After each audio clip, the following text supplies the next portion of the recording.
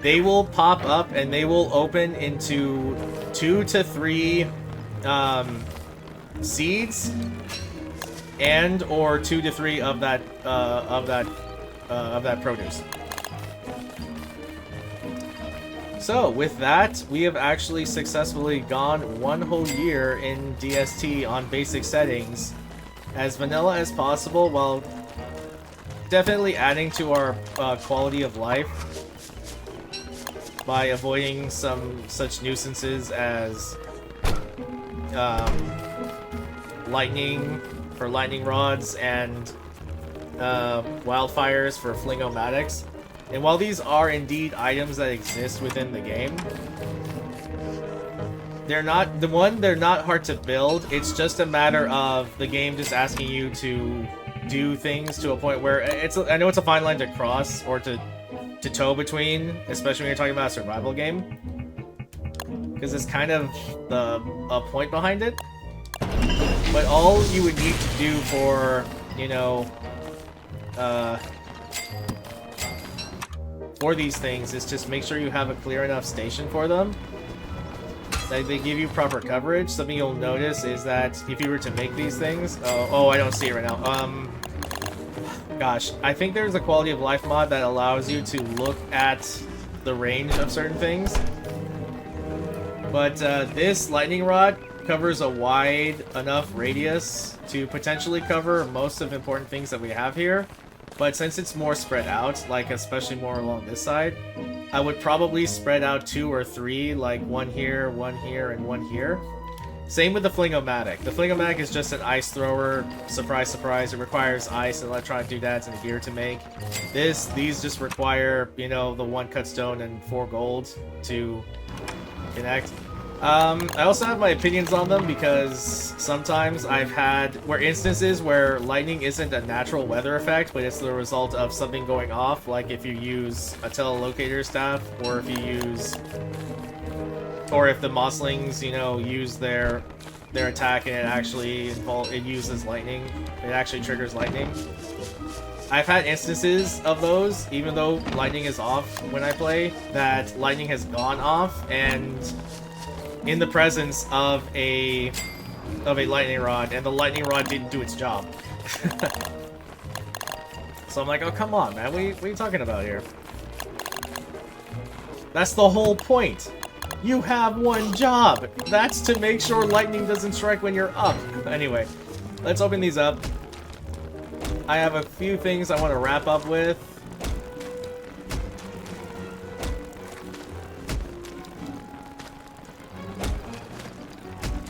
Now, something you are going to want to take note of is that in a small enough grouping like this, it's fine because birds are skittish of how close you are. But if they come down, they will try to. They won't eat the produce, but they will eat the seeds. But something I'll say right now is if you lose 1 or 2 seeds every opening, don't panic, because more often than not, the game is actually really giving in terms of how many seeds you can get, even without giants. Because like I said, without going giant crops and with going 1 step lesser, with if you had like 2 or more stressors piling up on them, to get a giant crop, a plant would have to go through 0 to 1 stressor. But even if you had like 2 stressors, you would get a regular crop. It would be a happy crop, and it would give you 1 product, so 1 fruit or vegetable, but it will always give you 2 seeds. So you're always getting back more. Okay.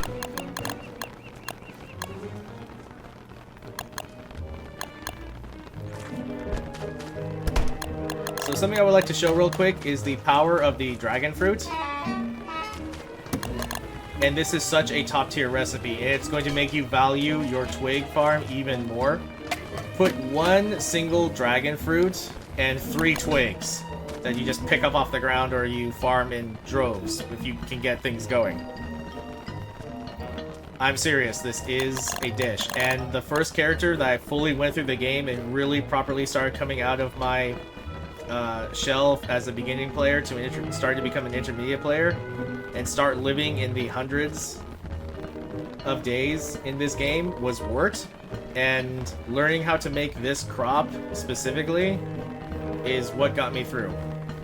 This is an absolute, if I'm being honest, as much as I love it, it's not an S tier crock pot dish, but it's absolutely A plus in my book. This is a dragon fruit. It is definitely in the interim. It is very much a middle game to late game, and even end game if you're like Wirtz, who benefits from it best. This is a fast eating meal because it's not meat product. You have a meat product, you know, they have to use both their hands to eat it, but if it's not, they just pop it in their mouth. Per munch, this gives you 75 hunger, so definitely more than the 62.5 of the meaty stew, but of the meatballs, but it's half of the meaty stew, but it heals for 40. And it gives you some sanity. It is just a pierogi plus. It is amazing. And if you just remember and go and look at the crop combinations, you can benefit immensely from this fruit. Unfortunately, the only real way you're going to get crops is by design, is if they're in season. And dragon fruit is only in season in spring and in summer. So yeah. But that's fine, because in autumn you should be working on your Warley crops, which are going to be onion, garlic, and pepper. We haven't found peppers yet, but if you want to, and absolutely could, we still have plenty of seeds in the ice chest. Just replant them and keep planting random seeds until you finally get the crop you want, and then just keep building them up, just like we did with the tomatoes and the dragon fruit. Grow them up to be very happy until you have enough of 4, then stay on them, make sure that they're getting attention, make sure there's no weeds, make sure they're watered, maybe the rain will do it for you, but if not, make sure you watch over them, you get giant crops, and you just get going. Now, this is the point of our pig farm. Now, they can potentially swipe at you back, but again, this is the whole point of having the armor on. It's going to be a full moon, and they're going to turn into werepigs, and then we're just going to fight them one at a time. Now, you can get so lucky as during their transformation to potentially stun lock them. It's not so readily available as to depend on it all the time, but if you have to, yeah, don't worry about it too much. Just go ahead and fight them down. Yep, he got stun locked. Be careful if you're on controller, because you can accidentally attack the walls. Even though I'm clearly highlighting this enemy right here. So he got stun locked, thankfully. Now, it is true that some of the loot fell into the pen, so that might actually be another reason you want to go ahead and give yourself a door. Not only that, I did that on purpose. I've made these farms before. This is unfortunately a shortcoming of playing on controller. I can still roll with the punches, but I definitely am not. It's not lost on me how it's still not the peak experience, even though I'm playing on PC. So it's an easy fix. All you do is, this is an item for a event called the Year of the Pig King. It's an extra thing. Not even really pro or basic, it's just an extra thing. The only thing you really need to care about, season-wise, is absolutely going to be Winter's Fest. So let's see here. Remember, if you make a board, or to make a doorway, you need 2 boards and some rope. And quite thankfully, as you can see, because it rained especially, our crops have returned to normal. Now we just have to wait a little bit. And if you especially need some more rope, you can always go to the...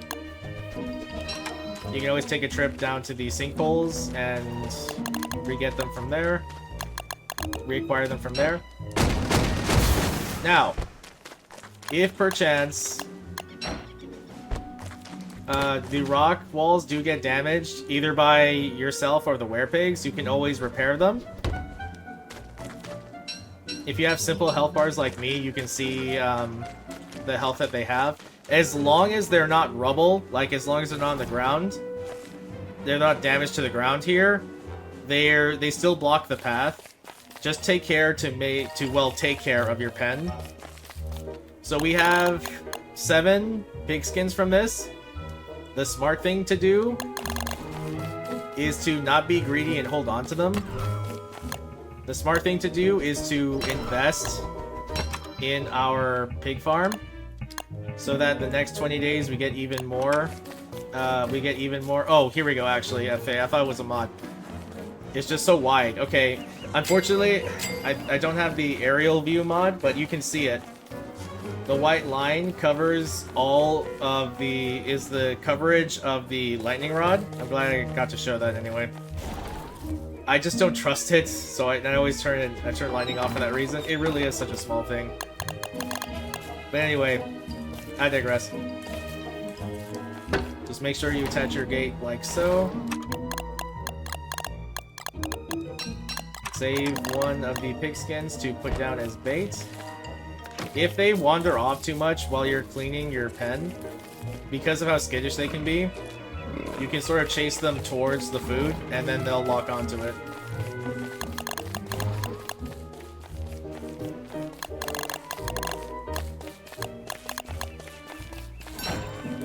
Okay. I'm not too sure when he shows up. Okay, I take it back. I'm pretty sure it's like 10 days in that Verger shows. But if I do get finished with the last things I want to show...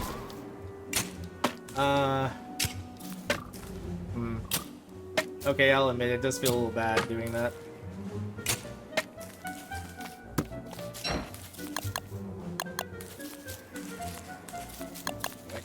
I'm not going to need too much further use of the wood farm, or the log farm for this demonstration. But let's go ahead and do a few other things. Let's go ahead and fight the pigs again. Gathering as we go, as you always should. I am going to do this hunt up here, so we're going to come back and do that especially. That's another good reason to go ahead and fight, I don't know why the other spider lost interest. Sometimes they do that if they pile up wrong.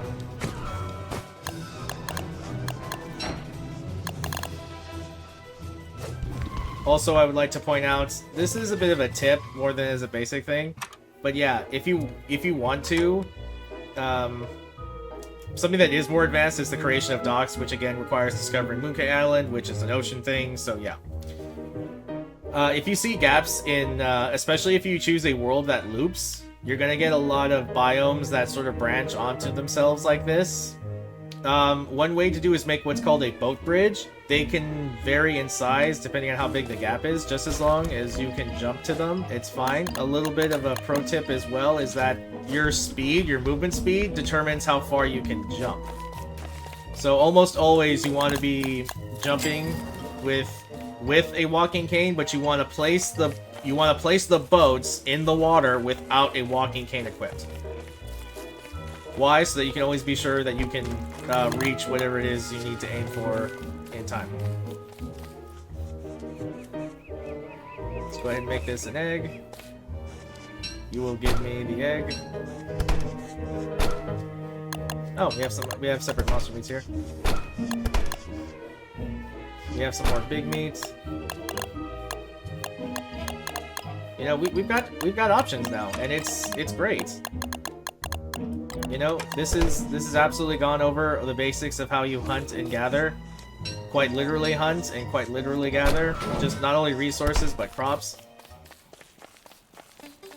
So we may end up getting another Hound Wave before we get Verger. But like I said, I'm going to try my best to hold out till Verger.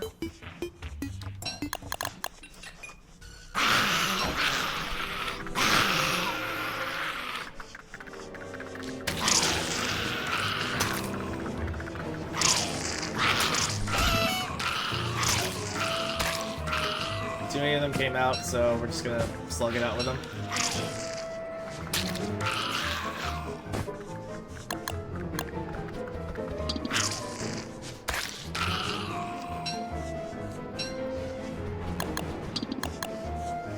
Okay.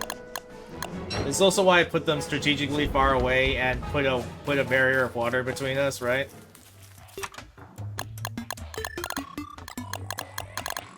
The time has come once again to go get some light bulbs. but we definitely accomplished our other goal of refreshing our sewing kit. So yeah, just always make sure you never run out of Hound's Teeth. You may just want to go ahead and stick to fighting McTusk. If you happen to have spawners like I did, like the helpful spawning of 2 tallbird nests behind one, that's definitely something to take advantage of every day. Just make sure to use your pan flutes to disable them. So let's go ahead and make some things while we're focusing on this, while we're in base.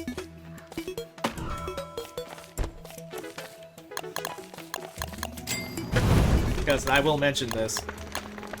This really just loops in on itself. It's totally a good thing, don't get me wrong.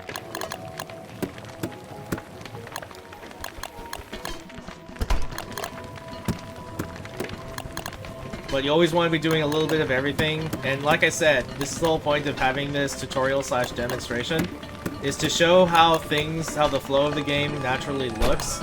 You are going to be doing things in and out, things that you've learned, and it is supposed to become second nature, so that you can take that next step forward when you are prepared and learn the more advanced and the more in-depth stuff, because this game has a lot to offer. This is what I mean by saying you get exactly what you put into it, and this is very much a positive thing. The game is great with friends, absolutely. I would recommend no more than 2 if you don't want the game to become too flat, in that it becomes a bit of a boring slog, in that it's about combat. The combat in this game is definitely not perfect. It suits its purposes, and if what they're doing right now, if what Klei is doing right now with its updates is true, then hopefully they're actually actively improving upon this. Who knows in the future? If I believe it is necessary enough, I'm by no means perfect. It is quite possible that I overlooked a few things even. Or maybe I covered something that somebody wanted covered, and yeah, I just didn't get around to it.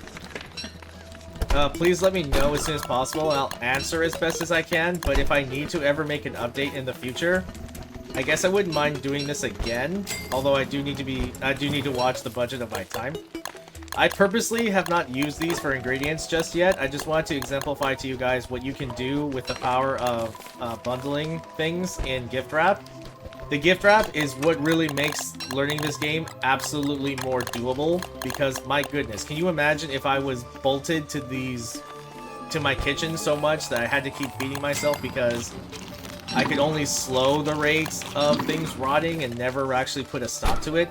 The game really does open up when this becomes an avenue for you, and the only way to get the in-game vanilla intended way of this, without, you know, the side stuff of the event of Winter's Fest, is by defeating Bee Queen, a strike boss on the surface who is...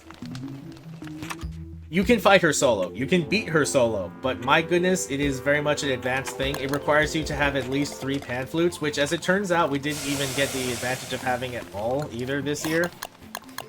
Or this world generation. This world generation has been both good and bad, if I'm being honest. Also be aware, because we're coming off of summer, the temperature is a little bit higher, so you can't always hang around your fire or heat producing items if you're Wilson, especially with your growing beard. But also be advised that, as it turns out, I didn't realize this, that beard hair tends to be a really good fuel source. So yeah, you know what else is an amazing fuel source? Glommer Scoop. Glommer Scoop has many uses. It is effectively a one single board worth of fuel. So yeah, if you ever need the light on all night, put either a board in there, which you should have plenty of thanks to your log farm, or go ahead and put a Glommer Goop. That's also why it's incredibly important to get Glommer as soon as possible. She's so small, but she does so many things that's important. She's a bit of a health station, so if you need extra bonus to your sanity, health, positive sanity auras are additive. So being next to Glommer with the Tam O'Shanter on, you can visibly very much see my sanity going back up. So if you ever need proper sanity control, along with using the tent, you can use that as a viable option. The importance of having a bird for making so many things accessible via actual, you know, literal farming, crop farming, and through, you know, farming of meat items into pierogies, stuff like that. Opens up so many doorways. Replenish your farms. It's also very important, the healthy and positive feedback loop of cutting down fully grown evergreens, not the old ones. The old ones, like the ones over here, they go down in one chop. The only real service that does is if you need to, out there in the world, if you need to speedily, that's a word, if you need to really quickly get looking for a tree guard out there in the wilderness, look for the old trees. They only take one chop to do, and they still count as a tree being felled, which means it's a chance for them to trigger a tree guard. Oh, it looks like even the bunnies are attracted to the powder cake. Well, there you go. And they're distracted by it, I think. No? Okay, no. They're a little bit... They're still skittish. I guess it was a little too good to be true. Alright, that's fine. So, let's do something a bit more as well. Let's work on what I've been keeping in Chester this whole time. The Celestial Orb. Now, I've been keeping it inside of him because it's a way to find him. But the Celestial Orb is extremely important for a very important side quest and a very important avenue. Now, we have been Wilson this entire time. So, we've been also playing solo. These are two different things. Playing the game solo and playing the game as a solo character are two different things. It's more along the lines of like a Nuzlocke challenge, if you will. It's not the only type of Nuzlocke challenge or self-imposed challenge you can put on yourself with this game, but it is definitely one of them. Now, this is actually a station.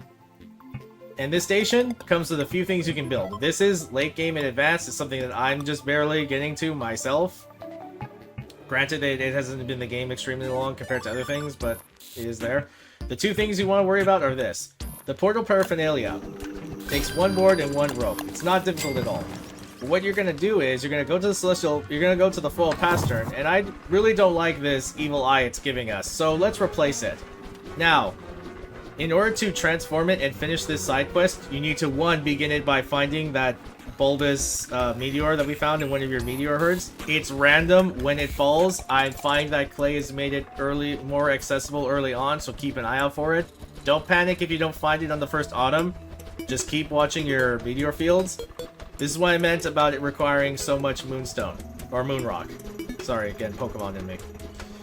You need something like this, which is... Well, you need the moon rocks, which you saw, but you need something like this. We haven't seen that yet. Now, you can leave it as it stands. It's totally fine, but if you want to stop looking at you so wrong, actually do this here. Oh, where I put them down here. I was asking, where is my hammer? You want me to put the hammer down? Oh dear. No, no, he likes this hammer. No, seriously, guys, where did I put my hammer?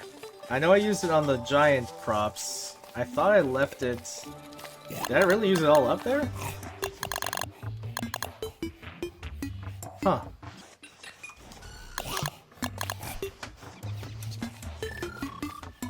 Well. Guess I'll have to make a new one. Anyway. I'm actually going to move this around. Yeah, I know it only gives me half of what I put into it, but it's not asking too much to remake it.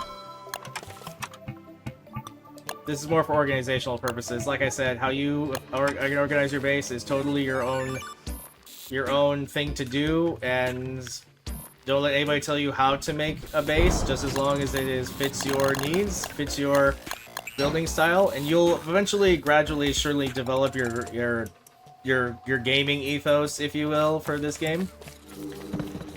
This is just how I've organized it. Now, don't get me wrong, if you use templates, this is absolutely very encouraged. You should probably, in fact, copy a few people a little bit here and there. You don't have to take strictly from one. Use these as templates, true templates. If you don't know what a template is, it's sort of like a framework for how you do something. Think of it as a formula. For example, if you were to copy my layout, that's totally fine for functionality. Don't ever think like you're just restricted to it. That also being said, if you want to take it above and beyond and experiment a little bit yourself, You're absolutely free to do that now. Think about it. Through this demonstration and through your own gaming practices, you will be able to accomplish that yourself. Just keep doing what I've been doing and what you, by extension, have been doing this whole time. And you can absolutely make it in this game. By getting the basics down, you will now be able to, well, in a word, spread your wings and fly. Now, we are going to need 20 for the construction of the portal paraphernalia over here. It's rather dark. Let's go ahead and turn on the lights. There we go. So, about that weird object we didn't know what it was. If you go to your refinement tab, you'll actually see it here. It's called a cratered moon rock. The reason it's cratered is because it has a slot opening where you can slot in certain gems. You can slot in all 6 gems. You can't slot in the 7th one. That's probably because it's special right now. But we can only slot in, right now, the gem we want to slot in is a purple gem. We can't actually make this yet, but wait, we can. Use a prestidigitator to build the prototype. We happen to have one right here, but what we don't have is our gems. And we went around finding them here. We can now prototype and indeed make our own purple gems.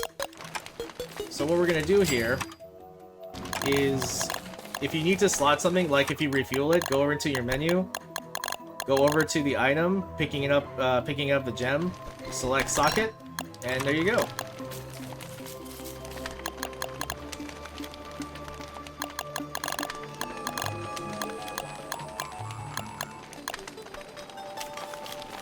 You can put these away for later. They're going to involve in something else.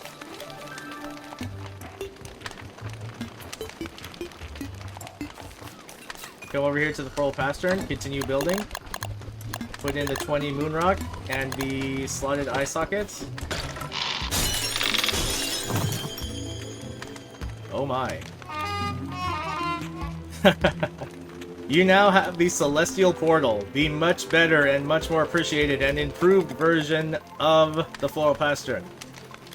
Now this goes a little bit more into the game's story and lore, but in a word, we now have the ability to switch characters.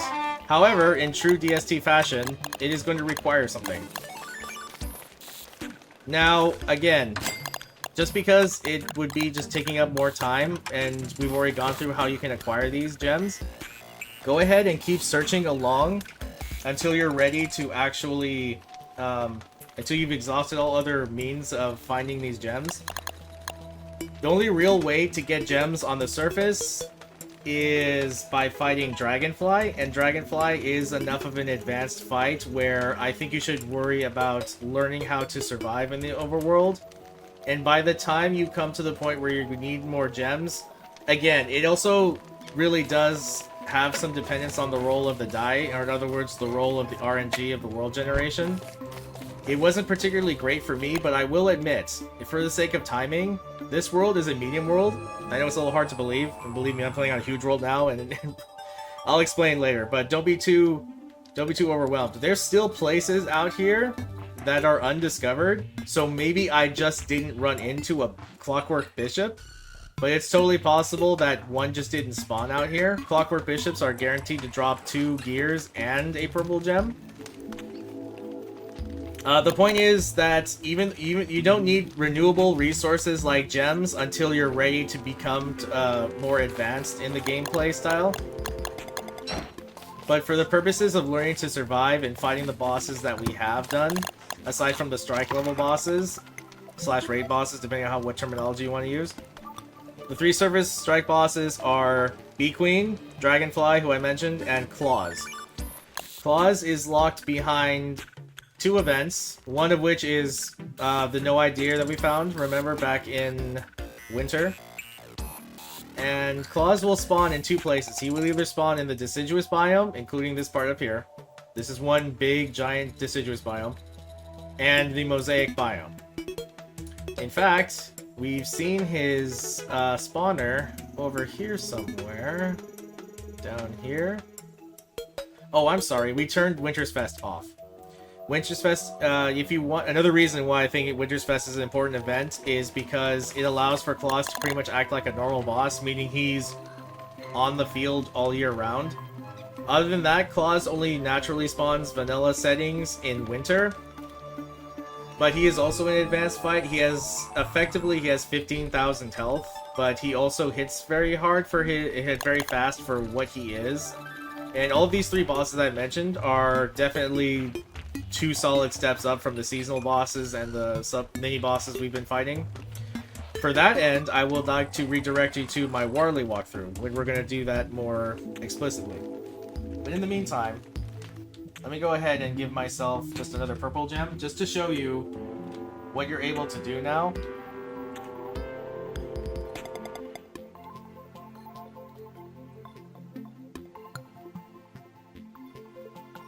Sorry.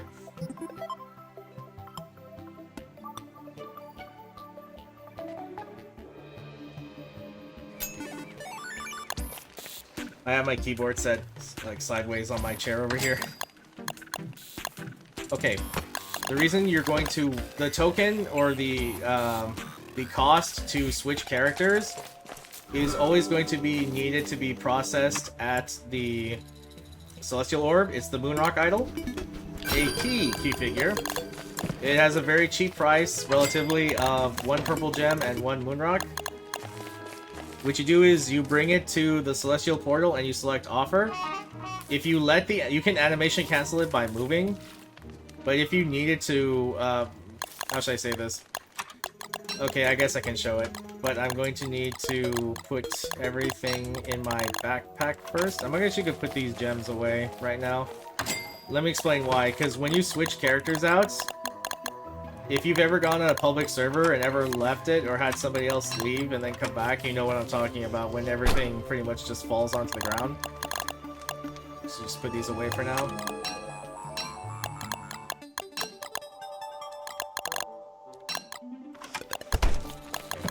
I guess we'll pick these up later, but I'll show you what he does. Just offer it, let it happen for a few seconds.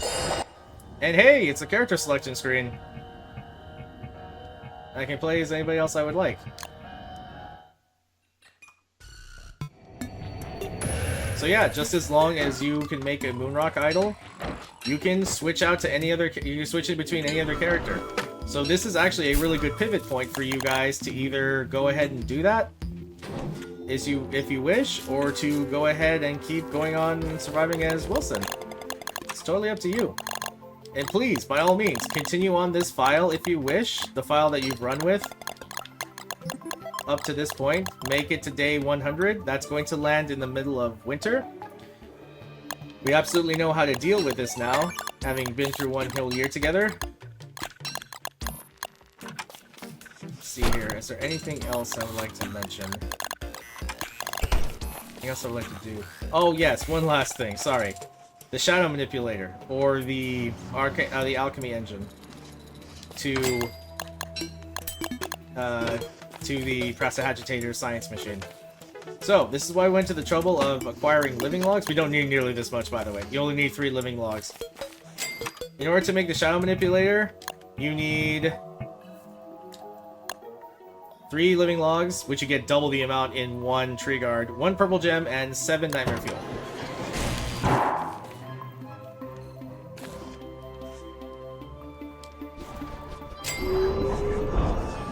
Now, the magic aspect of this game is something that is much more to the game, so to say. I'll tell you what we can do. And something as early as the Prestidigitator, you can make a pan flute this early as well. It just requires 1 mandrake, 5 cut reeds, and a rope. And you can make a whole new one. Now, something I will suggest to you, or remind you, is that if you're playing the basic track, you're not going to be able to get more pan flutes. It requires something from the caves, more specifically the ruins, and that is very much an advanced track. So be careful of the use of your pan flutes until you're ready to go that route. I won't deny I've been a little needlessly liberal with it. For example, when I put the Beefalo to sleep twice to get the sources that I needed, that was a little bit A little needless of me. I could have waited for night and I could have gone in there, but I was just being impatient. Full disclosure.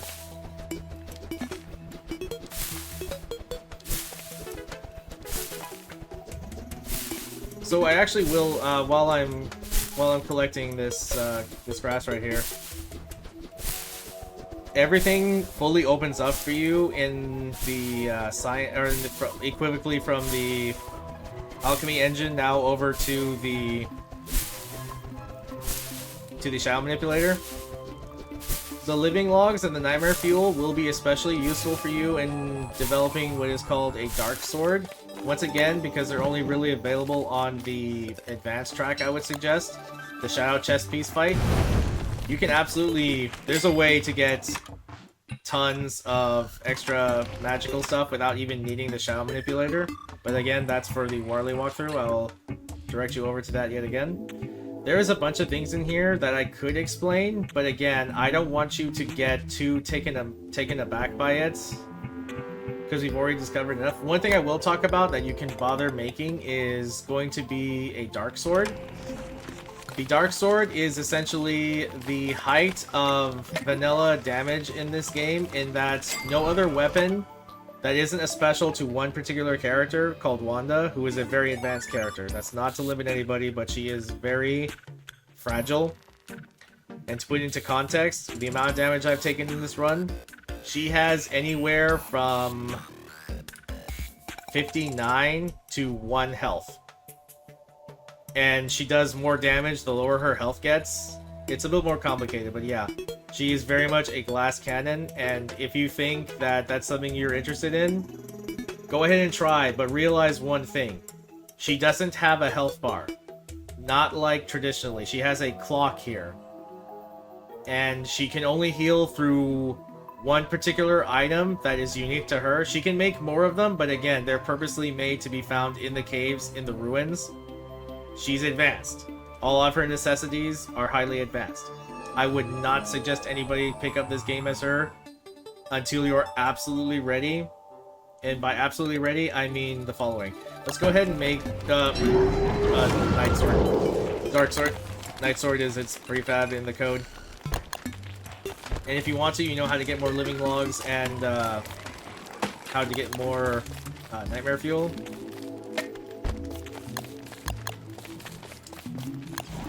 Just that habit, I'll make some more rope. So what I'll leave off with this. You are now free to go and do about as you please, exercising the things that you have hopefully learned here. I absolutely hope that they've helped you out.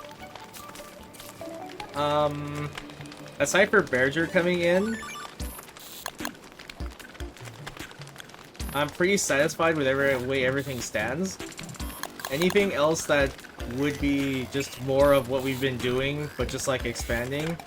Like I said, use this as a template, as a demo, and as best as I can possibly fathom to make as a tutorial. You can obviously expand any of these farms as you wish. Just realize that the more real estate you cover, the more land you cover, the more you may find yourself wanting to either branch out into another biome. So in other words, even though we've set up base here, don't feel afraid to move base elsewhere. Now that you're ready to go off of here, if you wish to go off of the same save file, I would highly recommend it, because you're only like 25 days away from an achievement on console. And as a way to really test yourself, let yourself, you know, go through the year your own self in your own way and discover how to play yourself. This is a very community-driven game. I am not by any means the only resource you should look at. I'm just trying to add to the community and try and help in that way, in that regard. So, all that's going to happen is when Berger shows up, you're going to hear roaring in the distance, not unlike how you've heard the dogs just like... It's not the same exact noise, right? The dogs are obviously barking. Berger is going to sound like he's growling. Here's what I recommend for Berger. When you start hearing growling in the distance as it gets louder, Wilson will comment much the same way he did with Deerclops. That sounded rather big. I want you to do one thing. First of all, don't panic, but second of all, run away from your base. Run away from your base. You can leave him in other words, go to the next biome and keep moving, because Verger is going to spawn on the player who has survived the longest if you're playing multiplayer, and he's going to, if you're playing on your own, he's going to spawn on you. When he does spawn in, it might go quiet for a little bit, but if you're playing controller, you might feel some rumbling. If you have enabled screen shake, you might see the screen shaking, just like with the other giants, except Antlion, who is stationary. Deerclops, like I mentioned before, I felt her stepping. If when Moose Goose jumps, you feel her steps and the vibrations of your controller. When you find Verger, he is not hostile to you. Verger is a little bit more of an obstacle than he is a boss, but I'll tell you this right now. You don't fight Verger in this game. I mean, you can kill him if you want, because he drops the thick fur for an insulated backpack if that's your thing. I prefer more slots over longer lasting food, because like as we mentioned, especially with the gift wrap, that's not an issue. You use Verger. Verger has a method of attack that is called a charge attack. The only reason Verger would aggro to you is because he's literally a bear. Is if you have any honey on you, or anything that is considered a honey product, you can look to the DST Crockpot list for that. Just make sure you don't have any of those on you. And even if he does get aggro to you, he also gets angry at you if you try to take any food on the ground that he's targeting. He walks around and kind of like the Mosslings, he just eats whatever is around. He even eats things that are bad for him. If he kills like spiders for whatever reason, if they attacked him, because they will if he steps on their webbing, it does 20 damage to him. So he can actually whittle himself down accidentally. He eats red mushrooms, they're bad for your health.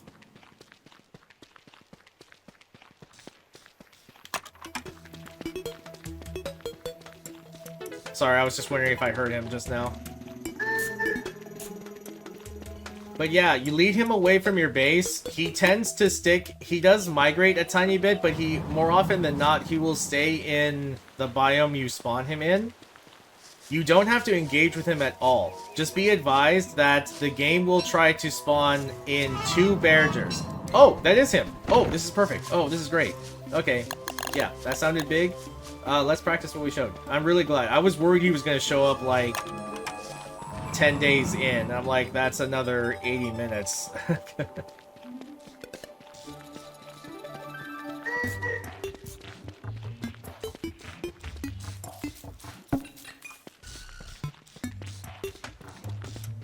Okay, I felt a little rumbling over here.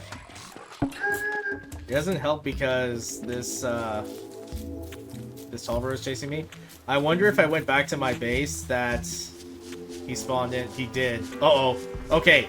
Don't panic. If he spawns in on your base, hit him really fast with the walking cane and lead him away. Now, if you want to, you can lead him, like I would suggest, over here and then just run away from him. The good thing about Verger is, aside from his charge attack, which I'm going to show right now, he really can't keep up with you, even with a piggyback on your back. If you get on a road, yeah, you can leave him behind. If you get far enough away from him, he will de-aggro from you and he'll start to wander. So depending on where the parameters of where your base is at, you may want to say, I don't know, maybe put him over here. Just make sure you put him in a biome where you don't visit very often, because he really won't start to develop real anger towards you unless you have... here's his charge attack, by the way. He won't develop a specific anger towards you unless you are carrying honey items, or if you've damaged him enough and his health bar is lowered, I found. I will also mention this as well. See, he already de-aggroed, but I think the Tallbear is going to be too stupid for its own good, and it's going to attack him. Yeah, this thing is, it does 200 damage to mobs. And see how he pretty much looks for any kind of food that he can gather. That's why you need to make sure you try and spawn him away from your base. Don't panic if he was in your base. I'm actually really glad he did spawn in base, because I want to show you how to deal with the worst possible scenario. Don't panic. Have your walking cane out and be ready to run and lead him away from your base. And yeah, he's kind of chill. He's neutral to you. Unless you're carrying honey, in which case that's all he wants off of you. If you really want to lose him, I guess you could drop the honey food. But you know what? Don't give in. Don't be like that. You can outrun him, and of course, naturally, if you get far enough away, he will de-aggro to you. I will admit right now, his AI can be a bit it can be a bit finicky. Sometimes I find like he should be wandering around a little bit, but right now he's just sort of hanging out. Do not attack him if he falls asleep. If he falls asleep, he wakes up with a yawn, and that yawn is contagious. It will put you to sleep, and he'll be angry with you, and he'll hit you for a lot of damage. Other than that, there is one other thing we use Bearger for. He always attacks with the same pattern. He's always going to swing 3 times, so you can bait out these swings. And after the 3rd swing, he will charge at you. This charge attack is how you use Bearger. His hitboxes extend, but anything he tramples on will be uprooted. That includes tree stumps.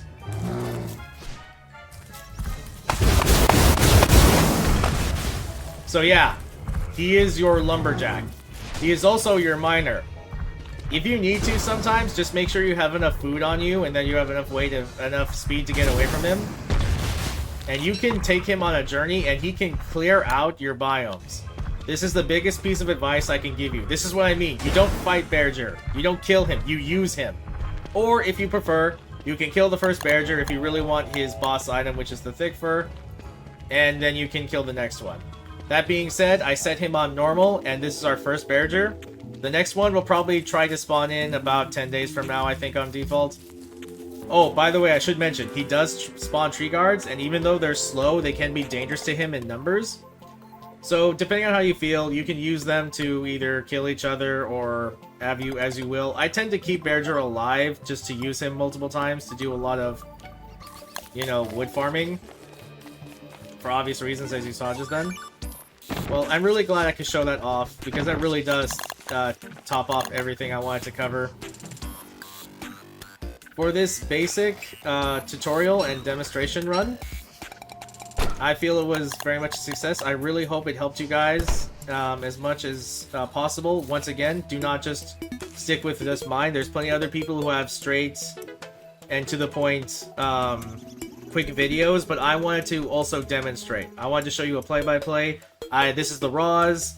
I'm absolutely going to upload and practice for my Warley playthrough a more specific run-through of the game.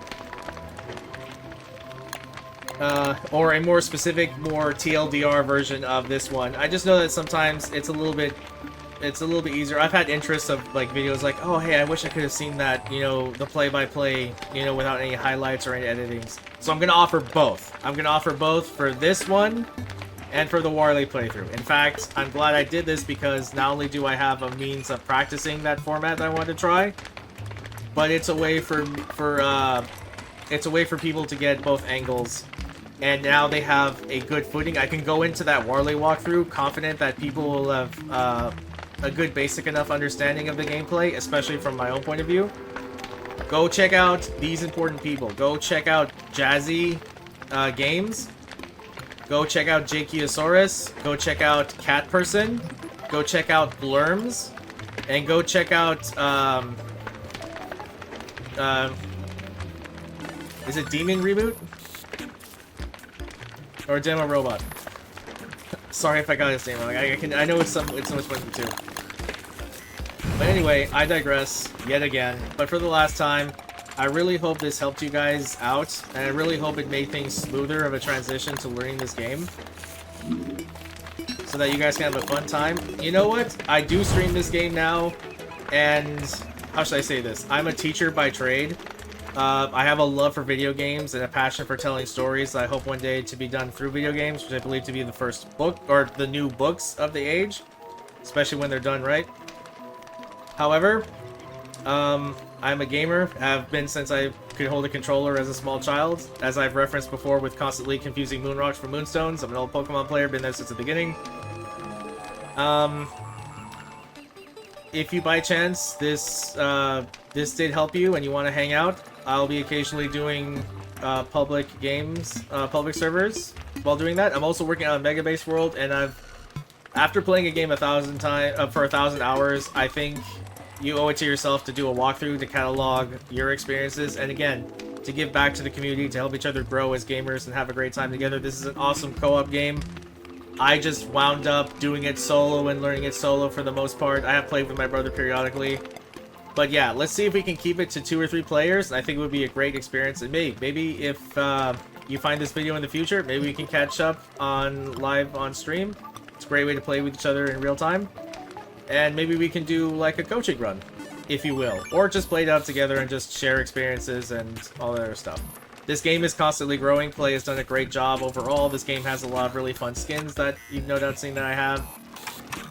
Actually, let's go ahead and clean those up a little bit since I'm done with this demonstration.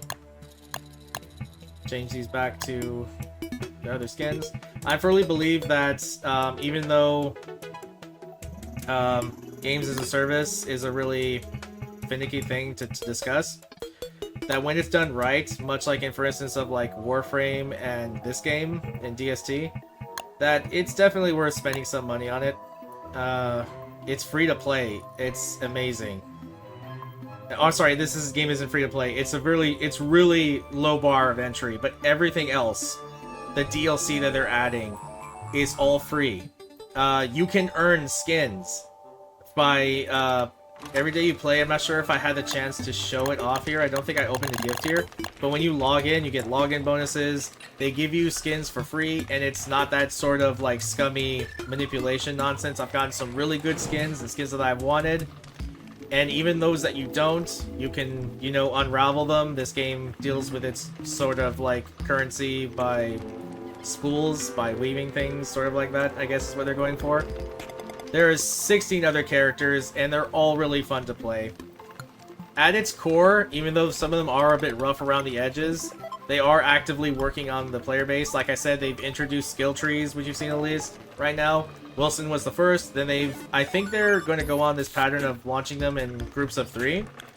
So, Woody, Wormwood, and Wolfgang received a skill tree recently. I'm thinking they're going to alternate between releasing new content and then releasing skill trees for characters as it grows. The game is constantly growing. It's a really fun time, and they have such a care and a passion that is no longer really existent in most AAA titles now. I think it'd be a really good and fun time.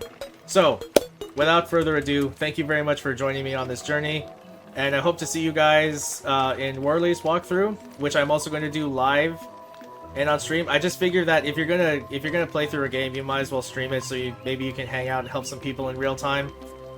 And then do the editing part as both a regular thing. I'm not mainly a YouTube or Twitch person, but I am just trying to take advantage of things that are available to you because, like I said, why not? Why not categorize? Why not catalog it? Why not, you know, just stream it and have fun with people talking? Because I met some really great people that I wouldn't have met otherwise. So, if it behooves you, follow or subscribe as you wish. You know, I'm not particularly dependent on that, although I will admit, more and more, it does show that what I'm doing here matters, or that you've brought some enjoyment to you, or it helped you out. It gives me some positive feedback on, you know, that what I'm doing is working and what I'm doing is right. So as we end our 76th day here, I hope to see you in the future, and take care. See you then.